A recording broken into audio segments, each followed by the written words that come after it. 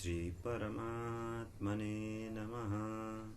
श्रीमच्चन्दन चर्चितोज्ज्वल वपुः शुक्लाम्बरा मल्लिका मालालंकृत कुण्डला प्रविलसत् मुक्तावली शोभिता सर्वज्ञाननिदान पुस्तकधरा रुद्राक्षमालाकरा वाग्देवी वदनाम्बुजे वसतु मे त्रैलोक्यमाता चिरम् अमरी कबरी भारभ्रमरी मुखरी कृतं दूरीकरोतु दूरितं गौरी चरणपङ्कजम् अविरलमदजलनिवहं भ्रमरकुलानीकसेवितकपोलम् अभिमतफलदातारं कामेशं गणपतिं वन्दे। मुकं करोति वाचालं पङ्गुं लङ्घयते गिरिं यत्कृपातमहं वन्दे परमानन्दमाधवं। सच्चिदानन्दरूपाय विश्वोत्पत्त्यादिहेतवे तापत्रयविनाशाय श्रीकृष्णाय वयं नुमः। नारायणं नमस्कृत्य नरं चैव नरोत्तमं देवीं सरस्वतीं व्यासं ततो जयमुदीरयेत्। आइए अब हम अधिक मास की शुक्ल पक्ष की एकादशी का मूल पाठ पारायण प्रारंभ करेंगे सबसे पहले। उसके बाद हम फिर हिंदी में संक्षेप में आप इस एकादशी महात्म्य का कथा सुनेंगे। एकाग्र होकर मूल संस्कृत श्रवण की चेष्टा करें। अथ पंचविंशोत्सवः। युधिष्ठिर उवाच मलिम्लुचस्य मासस्य का वा एकादशी भवेत् किं नाम को विधिस्तस्याः कथयस्व जनार्दन। श्रीकृष्ण उवाच मम मासस्य या पुण्या प्रोक्ता नाम्ना च पद्मिनी सुपोषिता प्रयत्नेन पद्मनाभपुरं नयेत्। मम मासे महापुण्या कार्तिकी कल्मषापः तस्याः फलं कथयितुं न शक्तश्चतुराननः। नारदाय पुरा प्रोक्तं विधिना व्रतमुत्तमं पद्मिन्याः पापराशिघ्नं भुक्तिमुक्तिफलप्रदम्। श्रुत्वा वाक्यं मुरारेस्तु प्रोवाचातिमुदान्वितः। युधिष्ठिरो जगन्नाथं विधिं पप्रच्छ धर्मवित्। श्रुत्वा राज्ञस्तु वचनं प्रत्युत्फुल्लाम्बुजेक्षणः। शृणु राजन् प्रवक्ष्यामि मुनीनामप्यगोचरम्। दशमी दिवसे प्राप्ते व्रतारम्भो विधीयते। कांस्यं मांसं मसूरांश्च चणकान् कुद्रवांस्तथा शाकं मधुपरान्नं च दशम्यां दश वर्जयेत्। हविष्यान्नं च भुञ्जीत अक्षारलवणं तथा एकाहारी हविष्यासि मितभाषी तथैव च। भूमिशायी ब्रह्मचारी भवेच्च दशमी दिने। एकादशी दिने प्राप्ते प्रातरुत्थाय सादरं विधाय च मलोत्सर्गं न कुर्यादन्तधावनं। कृत्वा द्वादश गण्डूषान् शुचिर्भूत्वा समाहितः। सूर्योदये शुभे तीर्थे स्नानार्थं प्रव्रजेत् शुचिः। गोमयं मृत्तिकां गृह्य तिलान् दर्भान् शुचिस्तथा चूर्णैरामलकीभूतैर्विधिना स्नानमाचरेत्। उद्धृता शिवराहेण कृष्णेन शतबाहुना मृत्तिके ब्रह्मदत्तासि कश्यपेनाभिमन्त्रिता। त्वं मे कुरु पवित्रांगं लग्ना नेत्रे शिरोरुहे। हरिपूजनयोग्यं मां मृत्तिके कुरुते नमः। सर्वौषधिसमुत्पन्नं गवोदरमधिष्ठितं पवित्रकरणं भूमेर्मां पावयतु गोमयं। ब्रह्मष्ठीवनसम्भूता धात्री भुवनपावनी संस्पृष्टा पावयाङ्गं मे निर्मलं कुरुते नमः। देवदेव जगन्नाथ शङ्खचक्रगदाधर देहि विष्णु ममानुज्ञां तव तीर्थावगाहने वारुणांश्च जपेन्मन्त्रान् स्नानं कुर्याद्विधानतः गङ्गादितीर्थं संस्मृत्य यत्र कुत्र जलाशये पश्चात् सम्मार्जयेद्गात्रं विधिना नृपसत्तम मुखे पृष्ठे च हृदये बाह्वो शिरसि चाप्यदः परिधाय सुखं वास शुक्लं शुचियखण्डितं ततः कुर्याद् हरेः पूजां महापापं विनश्यति सन्ध्यामुपास्य विधिना तर्पयेच्च पितॄन् सुरान् हरेर्मन्दिरमागत्य पूजयेत् कमलापतिं स्वर्णमात्रं कृतं देवं राधिकासहितं हरिं पार्वत्या सहितं देवं पूजयेद् विधिपूर्वकं कुम्भोपरि न्यचेर्देवं ताम्रपात्रेऽथ मृण्मये दिव्यवस्त्रसमायुक्ते दिव्यगन्धानुवासिते तस्योपरि न्यचेत् पात्रं ताम्रं रौप्यं हिरण्मयं तस्मिन् संस्थापयेद्देवं विधिना पूजयेत् तथा संस्थाप्य सलिले श्रेष्ठैर्गन्धधूपादिभासिते चन्दनागरुकर्पूरै पूजयेद्देवमीदृशं नानाकुसुमकस्तूरी कुङ्कुमेन सिताम्बुजैः तत्कालजाते कुसुमे पूजयेत् परमेश्वरं नैवेद्यैर्विविधैः शक्त्या तथा नीराजनादिभिः धूपैः दीपैः सकर्पूरैः पूजयेत् केशवं शिवं नृत्यं गीतं तदग्रे तु कुर्याद्भक्तिपुरःसरम् नालपेत पतितान् पापांस् तस्मिन् हनि न स्पृशेद् नानृतं हि वदेद् वाक्यं सत्यपूतं वचो वदेद् रजस्वलां न स्पृशेच्च न निन्देद् ब्राह्मणं गुरुं पुराणं पुरतो विष्णोः शृणुयात् सह वैष्णवै निर्जलासा प्रकर्तव्या या च शुक्ले मलिं लुचे जलपानेन वा कुर्यात् दुग्धाहारेण नान्यथा रात्रौ जागरणं कुर्यात् गीतवादित्रसंयुतं प्रथमे प्रहरे पूजा नारिकेलार्घ्यमुत्तमं द्वितीये श्रीफलैश्चैव तृतीये बीजपूरकै चतुर्थे पूजयेत् पूगैर्नारङ्गैश्च विशेषतः प्रथमे प्रहरे पुण्यमग्निष्टोमस्य जायते द्वितीये वाजपेयस्य तृतीये हयमेधजं चतुर्थे राजसूयस्य जाग्रतो जायते फलं नातः परतरं पुण्यं नातः परतरा मखा नातः परतरा विद्या नातः परतरं तपः पृथिव्यां यानि तीर्थानि क्षेत्राण्यायतनानि च तानि स्नातानि दृष्टानि येनाकारि हरेर्व्रतम् एवं जागरणं कुर्यात् यावत् सूर्योदयं भवेत् सूर्योदये शुभे तीर्थे गत्वा स्नानं समाचरेत् स्नात्वैवागत्य भावेन पूजयेद्देवमीश्वरं पूर्वोदितेन विधिना भोजयेद् ब्राह्मणान् शुभान् कुम्भादिकं च यत्सर्वं प्रतिमां केशवस्य च पूजयित्वा विधानेन ब्राह्मणाय समर्पयेत् एवं विधं व्रतं यो वै कुरुते भुवि मानवः सफलं जायते तस्य व्रतं मुक्तिफलप्रदम् एतत्ते सर्वमाख्यातं यत्पृष्टोऽहं त्वया नघ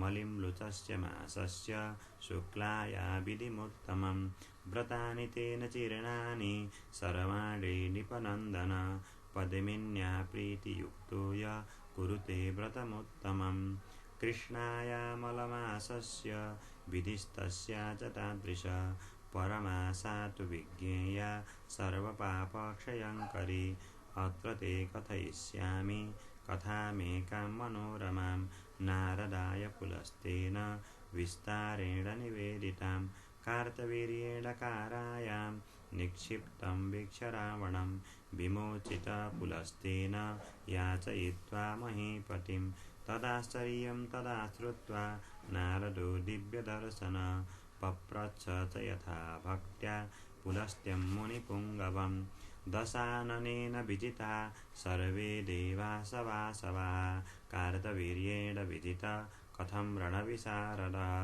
नारदस्य वचः श्रुत्वा पुलस्त्यो मुनि अब्रवीत् शृणुवत्स प्रवक्ष्यामि कार्तवीर्यसमुद्भवं पुरा त्रेतायुगे राजा माहिष्मत्यां बृहत्तर हैहयानां कुले जात कृतवीर्यो महीपतिः सहस्रं प्रमदास्तस्य नृपस्य प्राणवल्लभा नतासां तनयं कञ्चिल्लेभे राजधुरन्धरः यजन् देवान् पितॄन् सिद्धान् प्रचिकित्सान् बृहत्तरान् तेषां वाक्याद्व्रतं कुर्वन् न लब्धस्तनयस्तदा सुतं विना तदा राज्यं न सुखाय महीपतेः क्षुधितस्य यथा भोगा न भवन्ति सुखप्रदाः विचार्य चित्ते नृपतिस्तपस्तप्तुं मनोदरे तपसैव सदा सिद्धिर्जायते मनसीप्सिता इत्युक्ता सह भार्यश्च चिरवासा जटाधरः तपस्तप्तुं गृहं न्यस्य सुविचार्य सुमन्त्रिणे निर्गतं नृपतिं वीक्ष्य पद्मिनी प्रमदोत्तमा हरिश्चन्द्रस्य तनया इक्ष्वाकुकुलसम्भवा पतिव्रता प्रियं दृष्ट्वा तपस्तप्तुं कृतोद्यमं भूषणानि परित्यज्य चिरमेकं समाश्रयेत् जगामपतिना सार्धं पर्वते गन्धमादने गत्वा तत्र तपस्तेपे वर्षाणामयुतं नृप न लेभे तनयं राज्ये ध्यायन् देवं गदाधरम् अस्थिस्नायुमयं कान्तं दृष्ट्वा सा प्रमदोत्तमा अनसूयां महासाध्वीं पप्रच्छ विनयान्विता भर्तुप्रतपतः साध्वी वर्षाणामयुतं गतं तथापि न प्रसन्नोऽभूत् केशव कष्टनाशन व्रतं मम महाभागे कथयस्व यथा तथम् येन प्रसन्नो भगवान् मम भक्त्या प्रजायते येन मे जायते पुत्रश्चक्रवर्ती बृहत्तरः श्रुत्वा तस्यास्तु वचनं पतिव्रतपरायणा यं प्रव्रजन्तं नृपतिं स्वयं बभ्राजदीक्षितं तदा प्रोवाच संहृष्टा पद्मिनीं पद्मलोचनां स्नात्वा मलिमृचे शुभ्रूमासद्वादशसम्मते 30 दिनैश्च भवति मासः पूर्णशुभानने तन्मध्ये द्वादशी युग्मं पद्मिनी परमा तथा उपोष्य तत्प्रकर्तव्यं विधिना जागरे समं शीघ्रं प्रसन्नो भगवान् भविष्यति सुतप्रद इत्युक्त्वा कथयत् सर्वं मया पूर्वोदितं नृप विधिं व्रतस्य विधिवत् प्रसन्ना कर्दमाङ्गजा श्रुत्वा व्रतविधिं सर्वं यथोक्तमनसूयया चार्वङ्ग्यकृत तत्सर्वं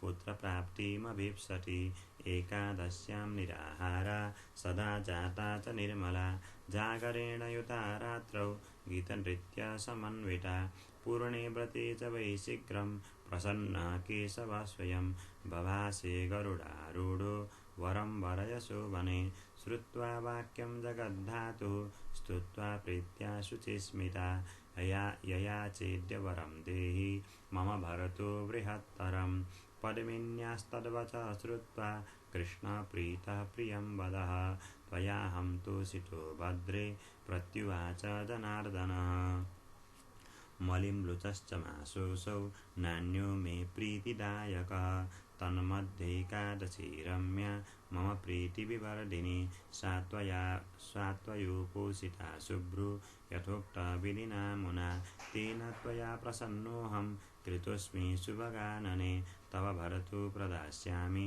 वरं यन्मनसेप्सितम् इत्युक्त्वा नृपतिं प्राह विष्णुर्विश्वार्तिनाशन वरं वरय राजेन्द्र यत्ते मनसि काङ्क्षितं सन्तोषितोऽहं प्रियया तव सिद्धिचिकीर्षया श्रुत्वा तद्वदनं विष्णु प्रसन्नो नृपसत्तमा बभ्रे सुतं महाबाहुं सर्वलोकनमस्कृतं न देवैर्मानुषैर्नागैर्दैत्यदानवराक्षसै जेतुं शक्यो जगन्नाथ विना त्वां मधुसूदन इत्युक्तो बाढमित्युक्त्वा तत्रैवान्तरधीयत नृपोऽपि सुप्रसन्नात्मा हृष्टपुष्टप्रियायुतः समायात्स्वपुरं रम्यं नरनारीमनोरमं सपदविन्यासुतं लेभे कार्तवीर्यं महाबलं न तेन सदृशः कश्चित् त्रिषु लोकेषु मानवः तस्मात् पराजितः शङ्के रावणो दशकन्धर न तं जेतुं समर्थोऽस्ति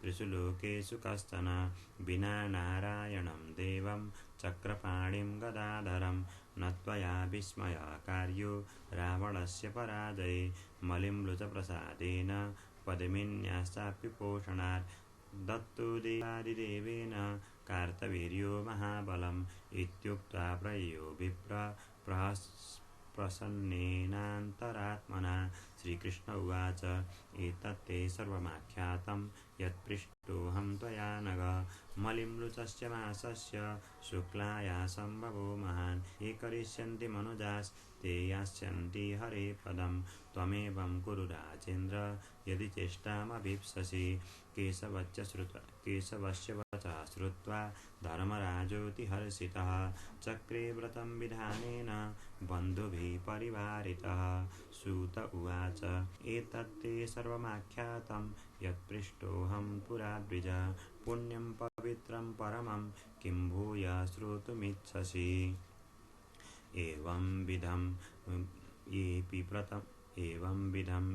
व्रतं मनुष्या भक्त्या करिष्यन्ति मलिम्लुचस्य उपोषितायैस्तु सुखप्रदात्री या शुक्लपक्षे भुवि तेऽपि धन्या श्रुष्यन्ति एतस्य विधिं समग्रं तेभ्यं सभाजा मनुजा प्रशस्ता ये वै पठिष्यन्ति कथां समग्रां ते वै गमिष्यन्ति हरिर्निवासं श्रुष्यन्ति एतस्य विधिं समग्रं तेभ्यं सभाजा मनुजा प्रशस्ता ये वै पठिष्यन्ति कथां समग्रां ते वै गमिष्यन्ति हरिर्निवासं स्वस्ति श्री भविष्योत्तरपुराणे श्रीकृष्णार्जुन संवादे अधिकशुक्लैकादशी कथा श्रीकृष्णार्पणमस्तु कृष्णाय वासुदेवाय हरये परमने प्रणतक्लेशनाशाय गोविन्दाय नमो नमः। अब पुष्पांजलि। उपनयतु मङ्गलं वः सकलजगन्मङ्गलालयः श्रीमान् दिनकरकिरणनिबोधित नवनलिनदलनिभेक्षणः कृष्ण तत्रैव गङ्गा यमुना च तत्र गोदावरी सिन्धुसरस्वती च सर्वाणि तीर्थानि वसन्ति तत्र यत्राच्युतोदारकथा प्रसङ्गः काले वर्षतु पर्जन्य पृथिवी सस्यशालिनी देशोऽयं क्षोभरहितो ब्राह्मणाः सन्तु निर्भयाः अपुत्राः पुत्रिणः सन्तु पुत्रिणः सन्तु पौत्रिणः निर्धनाः सधनाः सन्तु जीवन्तु शरदां शतं यं ब्रह्मा वरुणेन्द्ररुद्रमरुतः स्तुन्वन्ति दिव्यैस्तवैर्वेदैः साङ्गपदक्रमोपनिषदैर्गायन्ति यं सामगा ध्यानावस्थिततद्गतेन मनसा पश्यन्ति यं योगिनो यस्यान्तं न विदुः देवाय तस्मै नमः अतसी कुसुमोपमेयकान्तिर्यमुनाकूलकदम्बमूलवर्ती नवगोपवधूविलासशाली वनमाली वितनोतु मङ्गलं न ॐ तत्सत् श्री राधाकृष्णार्पणमस्तु। ॐ श्री राधाकृष्णाभ्यां नमः। कृष्णाय वासुदेवाय हरये परमात्मने प्रणतक्लेशनाशाय गोविन्दाय नमो नमः। कृष्णत्वदीयपदपङ्कजपञ्जरान्ते अद्यैव मे विशतु मानसराजहंस प्राणप्रयाणसमये कफवातपित्तैर्कण्ठावधोरणविधौ स्मरणं कुतश्चित् कृष्णं नारायणं वन्दे कृष्णं वन्दे व्रजप्रियं कृष्णं द्वैपायनं वन्दे कृष्णं वन्दे पृथासुतम्। ओम श्री परमात्मने नमः। अब आपने अभी तक कथा का श्रवण, पाठ का श्रवण किया। अब मैं संक्षेप पर यह अधिक मास शुक्ल पक्ष की एकादशी का जो कथा है उसको मैं बताने जा रहा हूँ।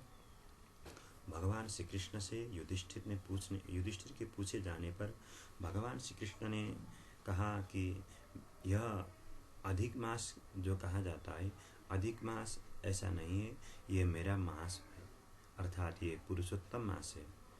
और इसमें शुक्ल पक्ष में जो एकादशी है उसका नाम है पद्मिनी। उसका व्रत मनुष्य को अवश्य करना चाहिए। अगर व्रत करना हो तो पहले दिन, दशमी के दिन ही, एकादशी के पहले दिन ही 10 चीज को छोड़ देना चाहिए। कांस के पात्र पर भोजन करना, मांस, मसूर, चणक, कोद, साग और शहद, दूसरों का अन्न, और इनको 10 चीज़ों को छोड़ देना चाहिए। और संभव हो तो भूमि पर ही सोना चाहिए।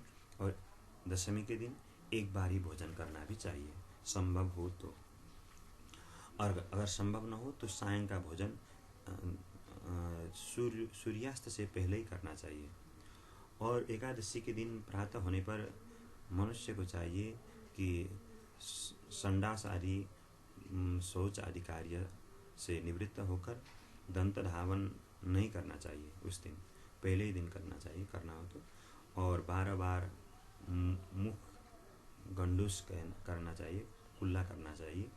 और सूर्योदय होने पर ठीक से वह मनुष्य सूर्योदय से पहले ही तीर्थ में अथवा तड़ाग आदि में, सरोवर में कहीं जाकर अगर संभव हो तो गोबर आदि से, गोबर, कुश, तिल आदि को लेकर और आंवला की चूर्ण आदि के द्वारा स्नान करना चाहिए। अगर संभव न हो तो जहाँ पर है उसी पर घर में ही तीर्थ आदि को स्मरण करके स्नान करना चाहिए। स्नान करने के बाद फिर उस मनुष्य को चाहिए कि सब अंगों का ठीक से स्नान करना चाहिए।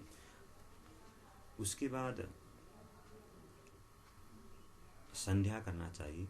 भगवान का संध्या का विधान है। संध्या करने के बाद पितरों का स्मरण और देवताओं का स्मरण करके भगवान श्री हरि के मंदिर में आकर भगवान श्री राधा सहित श्री कृष्ण की पूजा करना चाहिए। स्वर्ण मात्रम कृतम देवम राधिका सहितम हरिम। राधिका सहित भगवान श्री कृष्ण की पूजन करना चाहिए। अथवा पार्वती के साथ भगवान भोलेनाथ शिव शंकर की पूजा करना चाहिए। और अच्छी तरह से पूजा करने के बाद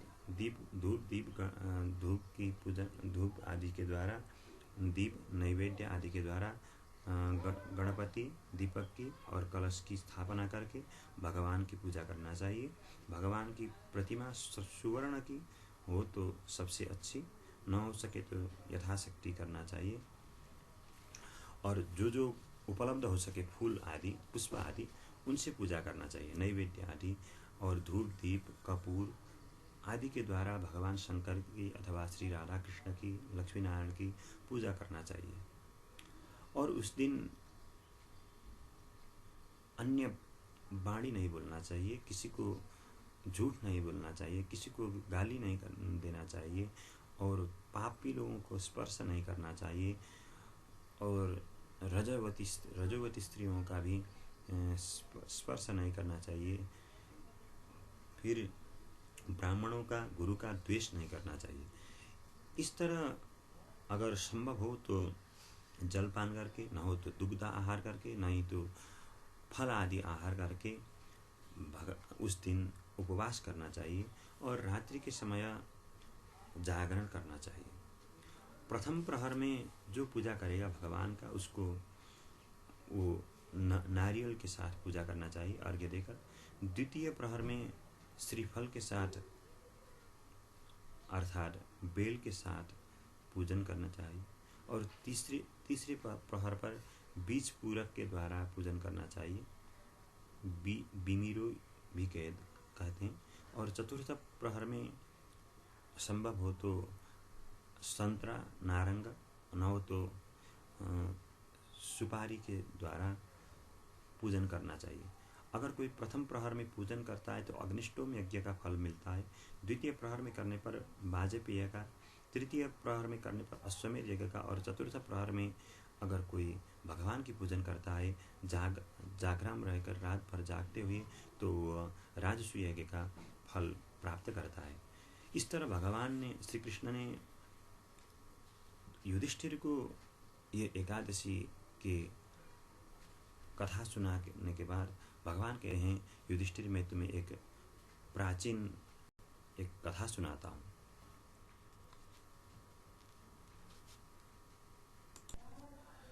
इस श्लोक में कृतवीर्य नाम के एक पराक्रमी राजा हुए थे।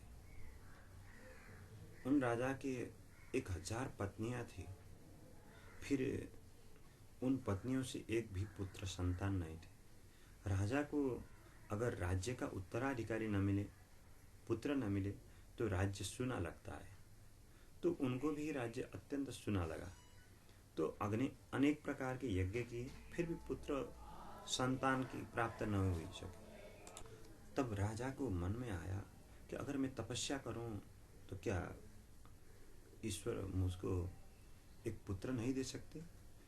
इस विचार से राजा तपस्या करने के लिए दृढ़ प्रतिज्ञा हो गए। तो वे व्रत करने के लिए, तपस्या करने के लिए राजकाज को मंत्री आदि को सौंपकर वे निकलने के लिए तत्पर हुए। ठीक उसी वक्त उनकी सबसे बड़ी पत्नी पद्मिनी नाम की पत्नी थी। वे भी अपने पति अगर तपस्या के लिए जा रहे हैं तो मुझको भी साथ में जाना चाहिए, ऐसा विचार करके वे भी बलकल आदि का वस्त्र पहनकर पति के साथ जाने के लिए तैयार हुए। पति और पत्नी तपश्चर्या के लिए चले गए। राजा ने गंधमादन पर जाकर हजारों वर्ष तक तपस्या की। 10,000 वर्ष साल बीत गए। 10,000 साल होने पर भी उनको भगवत प्राप्ति नहीं हुई और भगवान का दर्शन नहीं हुआ। वे अनवरत भगवान श्री कृष्ण की, केशव की, नारायण की तपस्या करते रहे। इतने समय बीतने पर जब भगवान की प्राप्ति नहीं हुई, तब उनकी पत्नी ने अनसुईया से पूछा कि देवी माता, क्या भगवान इतने दुर्लभ हो गए हैं कि 10,000 साल बीत गए मेरे पति के तपस्या करने पर एक पुत्र के लिए, फिर भी भगवान की प्राप्ति नहीं हुई।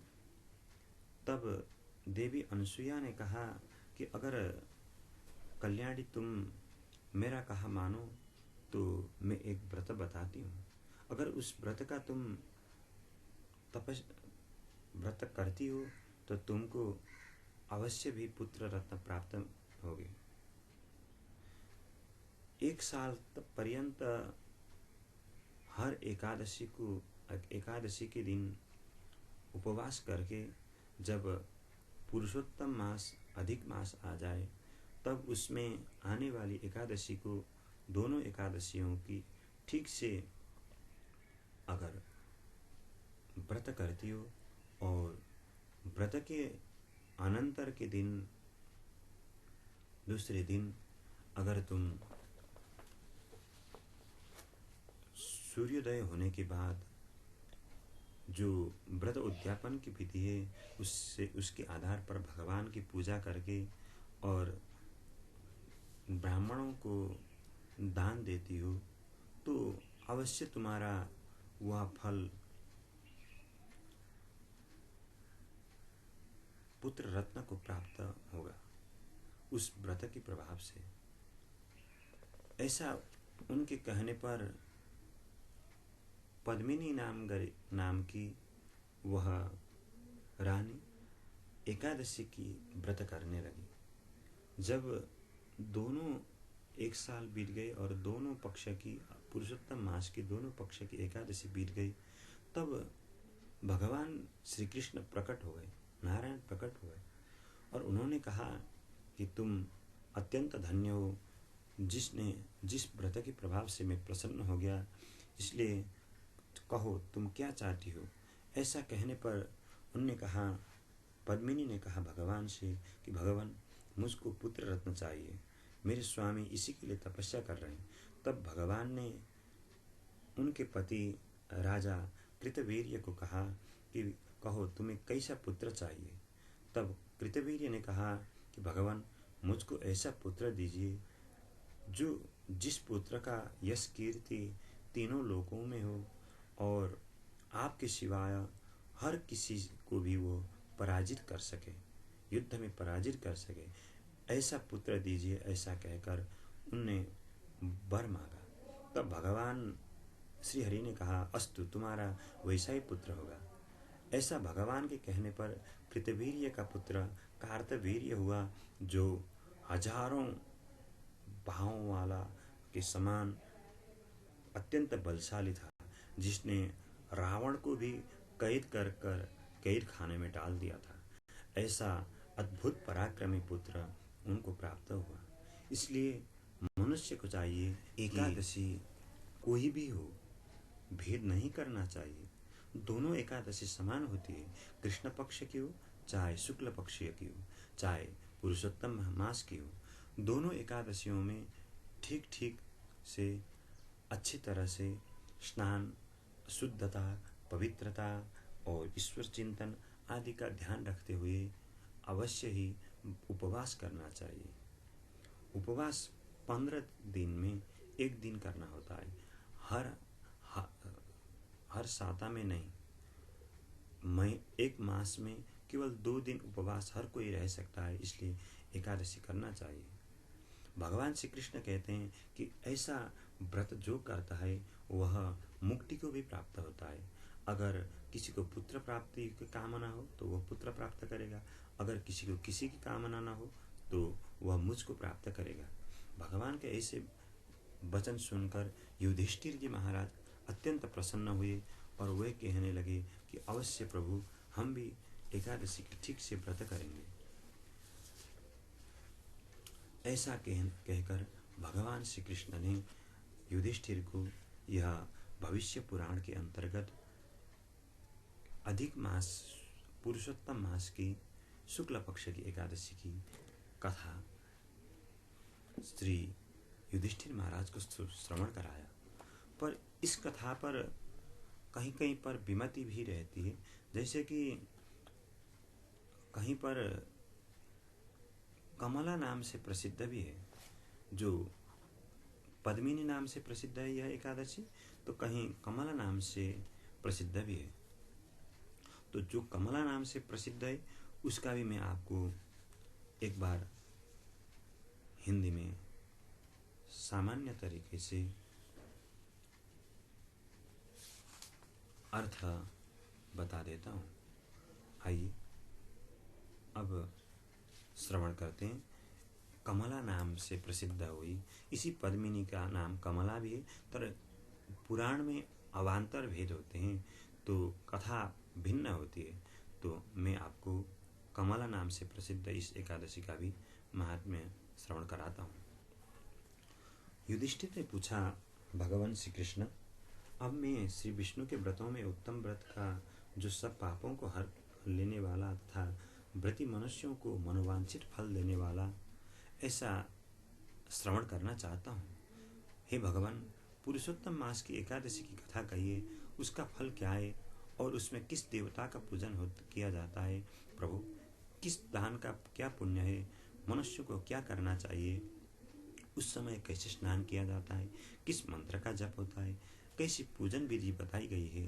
हे भगवान, हे कृष्ण, मुझको इस व्रत का फल बताइए। भगवान श्री कृष्ण बोले, हे राजेंद्र, अधिक मास आने पर जो एकादशी होती है वह कमला नाम से प्रसिद्ध है। वह तिथियों में उत्तम तिथि है। उसके व्रत के प्रभाव से लक्ष्मी अनुकूल होती है। उस दिन ब्राह्म मुहूर्त में उठकर भगवान पुरुषोत्तम का स्मरण करे और विधिपूर्वक स्नान करके व्रती पुरुष व्रत का नियम ग्रहण करे। घर पर जप करने का 1 गुना, नदी के तट पर अगर जप किया जाता है तो 2 गुना, गौशाला में करने पर शास्त्र गुना और अग्निहोत्र में 1000 गुना, 1100 गुना और शिव के क्षेत्रों में, तीर्थों में, देवताओं के निकट तथा तुलसी के समीप जाकर अगर व्रत जप किया जाता है तो 1,00,000 गुना और भगवान विष्णु के निकट रहकर अगर कोई जप करता है तो अनंत गुना फल मिलता है। अवंतीपुर में शिवशर्मा नाम के एक श्रेष्ठ ब्राह्मण रहते थे। उनके 5 पुत्र थे। इनमें जो सबसे छोटा था वह पापाचारी हो गया, इसलिए पिता तथा स्वजनों ने उसे त्याग दिया। अपने बुरे कर्मों के कारण निर्वासित होकर वह बहुत दूर वन में चला गया। दैवयोग से एक दिन वह तीर्थराज प्रयाग में जा पहुंचा। भूख से दुर्बल शरीर और दीन मुख लिए उसने त्रिवेणी में स्नान किया। फिर क्षुधा से भूख से पीड़ित होकर वह वहां मुनियों के आश्रम खोजने लगा। इतने में उसे वहां हरिमित्र मुनि का उत्तम आश्रम दिखाई दिया। पुरुषोत्तम मास में वहां बहुत से मनुष्य एकत्रित हुए थे। आश्रम पर पाप नाशक कथा कहने वाले ब्राह्मणों के मुख से उसने श्रद्धापूर्वक कमला एकादशी की महिमा सुनी, जो परम पुण्यमयी तथा भोग और मोक्ष प्रदान करने वाली है। जय शर्मा ने विधिपूर्वक कमला एकादशी की कथा सुनकर उन सब के साथ मुनि के आश्रम पर ही व्रत किया। जब आधी रात हुई तो भगवती लक्ष्मी उसके पास आकर बोली, ब्राह्मण, इस समय कमला एकादशी के व्रत के प्रभाव से मैं तुम पर बहुत प्रसन्न हूँ और देवादिदेव श्रीहरि की आज्ञा पाकर वैकुंठ धाम से आई हूँ। मैं तुम्हें वर दूंगी। ब्राह्मण बोले, माता लक्ष्मी, यदि आप मुझ पर प्रसन्न है तो वह व्रत बताइए जिसकी कथा वार्ता में साधु ब्राह्मण सदा संलग्न रहते हैं। लक्ष्मी ने कहा, ब्राह्मण, एकादशी व्रत का महात्मा श्रोताओं के सुनने योग्य सर्वोत्तम विषय है। यह पवित्र वस्तुओं में सबसे उत्तम है। इससे दुष्स्वप्न का नाश तथा पुण्य की प्राप्ति होती है, अतः इसका यत्न पूर्वक श्रवण करना चाहिए। उत्तम पुरुष श्रद्धा से युक्त हो। 1 या आधे श्लोक का पाठ करने से भी करोड़ों महापातकों से तत्काल मुक्त हो जाता है। जैसे मासों में पुरुषोत्तम मास, पक्षियों में गरुड़ तथा नदियों में गंगा श्रेष्ठ है, उसी प्रकार तिथियों में द्वादशी तिथि उत्तम है। समस्त देवता आज भी एकादशी व्रत के ही लोभ से भारत वर्ष में जन्म लेने की इच्छा रखते हैं। देवगण सदा ही रोग शोक से रहित भगवान नारायण का पूजन करते हैं। जो लोग मेरे प्रभु भगवान नारायण के नाम का सदा भक्ति पूर्वक जप करते हैं, उनकी ब्रह्मा आदि देवता सर्वदा पूजा करते हैं। जो लोग श्री हरि के नाम जप में संलग्न हैं, उनकी लीला कथाओं के कीर्तन में तत्पर हैं तथा निरंतर श्री हरि की पूजा में ही प्रवृत्त रहते हैं, वे मनुष्य कलयुग में कृतार्थ हैं। यदि दिन में एकादशी और द्वादशी हो तथा रात्रि बीतते त्रयोदशी आ जाए तो उस त्रयोदशी के पारण में 100 यज्ञों का फल प्राप्त होता है। व्रत करने वाला पुरुष चक्र सुदर्शनधारी देवादिदेव श्री विष्णु के समक्ष निम्नांकित मंत्र का उच्चारण भक्ति भाव से संतुष्ट चित्त होकर उपवास करे। वह मंत्र इस प्रकार है। एकादश्याम निराहार स्थित्वाहमपरे हनि भोक्ष्यामि पुंडरीकाक्ष शरणम में भवाच्युत। हे कमल नयन भगवान अच्युत, मैं एकादशी को निराहार रहकर दूसरे दिन भोजन करूंगा, आप मुझे शरण दें। तत्पश्चात व्रत करने वाला मनुष्य मन और इंद्रियों को वश में करके गीत, वाद्य, नृत्य और पुराण पाठ आदि के द्वारा रात्रि में भगवान के समक्ष जागरण करे। फिर द्वादशी के दिन उठकर स्नान के पश्चात जितेंद्रिय भाव से पूर्वक श्री विष्णु की पूजा करें। एकादशी को पंचामृत से जनार्दन को नहलाकर द्वादशी को केवल दूध में स्नान कराने से श्री हरि का सायुज्य प्राप्त होता है। पूजा करके भगवान से इस प्रकार प्रार्थना करें, अज्ञानतिमिरान्धस्य व्रतेनानेन केशव प्रसीद सुमुखो भूत्वा ज्ञान दृष्टि प्रदो भव। केशव, मैं अज्ञान रूपी रथों जैसे अंधा हो गया हूँ, आप इस व्रत से प्रसन्न हो और प्रसन्न होकर मुझे ज्ञान दृष्टि प्रदान करें। इस प्रकार देवताओं के स्वामी देवादिदेव भगवान गदाधर से निवेदन करके भक्तिपूर्वक ब्राह्मणों को भोजन कराएं तथा उन्हें दक्षिणा दें। उसके बाद भगवान नारायण के शरणागत होकर बलिवैश्व देव की विधि से पंच महायज्ञों का अनुष्ठान करके स्वयं मौन हो अपने बंधु बांधवों के साथ भोजन करें। इस प्रकार जो शुद्ध भाव से पुण्यमय एकादशी का व्रत करता है वह पुनरावृत्ति से रहित वैकुंठ धाम को प्राप्त होता है। भगवान श्री कृष्ण कहते हैं, राजन ऐसा कहकर लक्ष्मी देवी उस ब्राह्मण को वरदान दे अंतर्धान हो गई। फिर वह ब्राह्मण भी धनी होकर पिता के घर पर आ गया। इस प्रकार जो कमला का उत्तम व्रत करता है तथा एकादशी के दिन इसका महात्म्य सुनता है वह सब पापों से मुक्त हो जाता है। युधिष्ठिर बोले, जनार्दन, पाप का नाश और पुण्य का दान करने वाली एकादशी के महात्म्य का पुनः वर्णन कीजिए, जिसे इस श्लोक में करके मनुष्य सद परम पद को प्राप्त होता है। भगवान श्री कृष्ण ने कहा, राजन, शुक्ल या कृष्ण पक्ष में जब भी एकादशी प्राप्त हो उसका परित्याग न करें, क्योंकि वह मोक्ष रूप सुख को बढ़ाने वाली है। कलयुग में तो एकादशी ही भव बंधन से, संसार के बंधन से मुक्त करने वाली, संपूर्ण मनोवांछित कामनाओं को देने वाली तथा पापों का नाश करने वाली है। एकादशी रविवार को किसी मंगलमय पर्व के समय अथवा संक्रांति के ही दिन क्यों न हो, सदा ही उसका व्रत करना चाहिए। भगवान विष्णु के प्रिय भक्तों को एकादशी का त्याग कभी नहीं करना चाहिए। जो शास्त्रोक्त विधि से इस श्लोक में एकादशी का व्रत करते हैं वे जीवन मुक्त देखे जाते हैं, इसमें तनिक भी संदेह नहीं। युधिष्ठिर ने पूछा, श्री कृष्ण, वे जीवन मुक्त कैसे हैं तथा विष्णु रूप कैसे होते हैं? मुझे इस विषय को जानने के लिए बड़ी उत्सुकता हो रही है। भगवान श्री कृष्ण बोले, राजन, जो कलयुग में भक्तिपूर्वक शास्त्रीय विधि के अनुसार निर्जल रहकर एकादशी का व्रत उत्तम व्रत करते हैं वे विष्णु रूप तथा जीवन मुक्त क्यों नहीं हो सकते हैं? एकादशी व्रत के समान सब पापों को हरने वाला तथा मनुष्यों की समस्त कामनाओं को पूर्ण करने वाला पवित्र व्रत दूसरा कोई नहीं है। दशमी को एक बार भोजन, एकादशी को निर्जल व्रत तथा द्वादशी को पारण करके मनुष्य श्री विष्णु के समान हो जाते हैं। यह एकादशी व्रत का महात्म्य जो अभी मैंने कमला नाम से कहा, यह गीता प्रेस गोरखपुर में उपलब्ध है। इसलिए पाठ का अवान्तर भेद मिलता है, इसलिए कथा का अवान्तर भेद है। पर कथा अवान्तर भेद हो सकते हैं, पर भगवान तो अवान्तर नहीं है, भगवान एक ही है। इसलिए कुछ भी कथा का अवान्तर भेद हो, नाम भिन्न मिल सकते हैं, पर एकादशी भगवान कृष्ण विष्णु एक ही हैं। इसलिए एकादशी का व्रत अवश्य करना चाहिए। इसके साथ ही आज के लिए जय श्री कृष्ण। फिर दूसरे में मिलेंगे। अगर चैनल को सब्सक्राइब नहीं किया तो सब्सक्राइब करें।